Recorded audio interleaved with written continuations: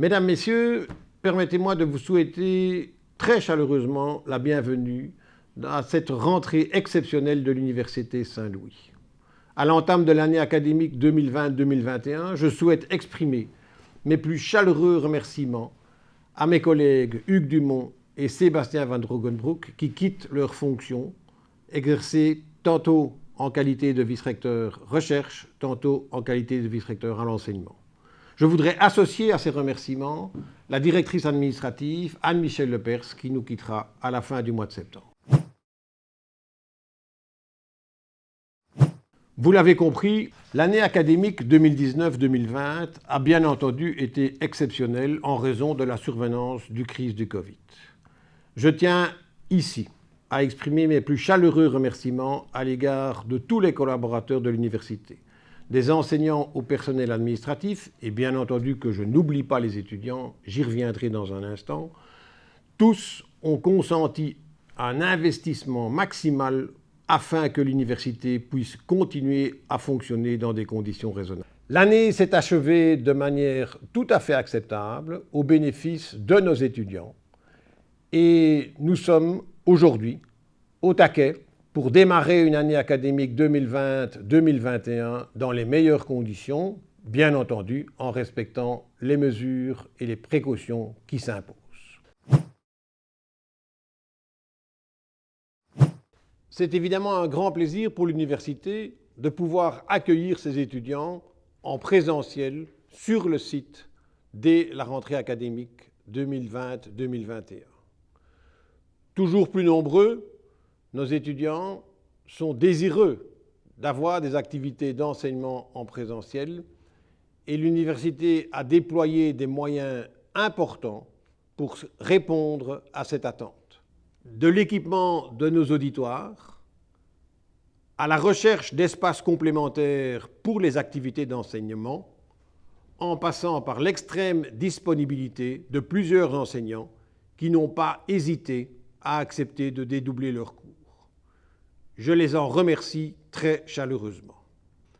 Nous sommes de tout cœur avec les étudiants qui nous ont rejoints et nous ferons tout ce qui est en notre pouvoir pour les amener dans les meilleures conditions possibles à l'issue de la fin de l'année académique. Au niveau des étudiants toujours, je suis heureux de constater le réel succès du nouveau programme de bachelier en ingénieur de gestion qui est organisé full English avec la catholique université Leuven dans sa composante située à Bruxelles.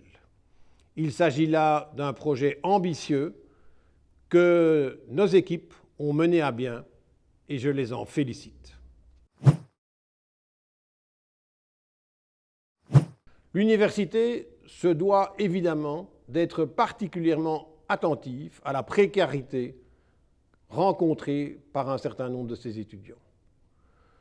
Elle sera disponible et répondra aux appels qui seront faits, bien entendu dans la limite de ses moyens et en fonction des disponibilités existantes. Je me dois évidemment d'attirer l'attention des responsables politiques sur la situation du financement des universités.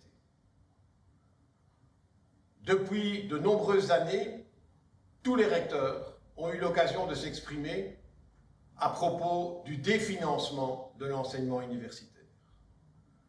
Nous le subissons et continuons à le subir de manière plus aiguë chaque année. Bien entendu, la crise du Covid a rajouté une couche supplémentaire aux difficultés auxquelles nous sommes confrontés. Pour pallier le définancement subi par les universités, le Conseil des recteurs avait sollicité l'octroi d'une enveloppe de 150 millions sur la législature 2019-2024. Le gouvernement s'est engagé à une enveloppe de 50 millions sur ce même terme. Ce ne sera pas suffisant. Cela ne permettra pas de faire face aux difficultés auxquelles les universités seront confrontées.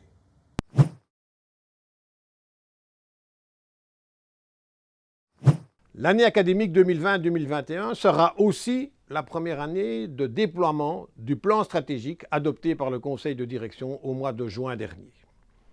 Ce plan s'articule autour de 3 axes: consolider, s'adapter, innover.